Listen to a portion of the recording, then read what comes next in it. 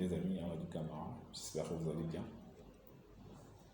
Oui, parfois on se réveille avec un sentiment, on est stressé, un peu angoissé par la peur.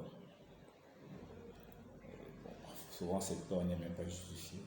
On a peur de lendemain, on a peur de ce qui va se passer demain en général, on a peur de voir, de se poser des questions, est-ce que nos enfants vont atteindre les ambitions qu'on leur a fixées, on a peur d'échouer tout simplement, on a peur on se pose souvent des questions à savoir si les projets, nos ambitions vont aboutir. Et du coup, cette peur, on a peur parfois de tout et de rien. On a peur de voir parfois ce qu'on considère comme des adversaires créer autour de nous un univers de gravillon qui dans le but d'envoyer la machine qui nous propulse vers l'avant.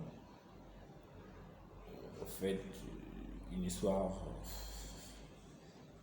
m'a inspiré, cette histoire m'a ramené un peu à la raison, et parfois je dirais à calmer cette peur-là qui s'est développée en moi. C'est l'histoire de Patrice Lumumba. Voilà un homme qui s'est sacrifié, il s'est fait prisonnier pour éviter à sa famille des tortures, des sévices. Voilà, le voilà bâillonné, traîné à travers le pays, matraqué, traîné dans la boue. Il s'est fait bastonner, il a subi quasiment toutes les formes de torture imaginables et inimaginables. Et à la fin, fut tué. Et son corps dissous dans l'acide. Mais avant que son corps ne soit dissous dans l'acide, son bourreau, le policier qui était chargé de ce sale besoin, a eu l'idée de lui arracher une dent. Et un siècle plus tard, c'est à travers cette dent qu'on lui a rendu des honneurs dignes du grand défenseur du peuple qu'il était. Parce qu'en réalité, son peuple, les Zaïre, a réclamé le rapatriement de sa dépouille, c'est-à-dire de ses dents. Et c'est à partir de là qu'ils lui ont donné une bonne superture, qu'ils lui ont rendu, c'est-à-dire l'honneur qu'il avait perdu, la dignité qu'on lui avait volée. Et du coup, voilà, c'est-à-dire que ces bourreaux pensaient qu'en faisant tout cela, ils pourraient effacer la trace de ces derniers de l'histoire.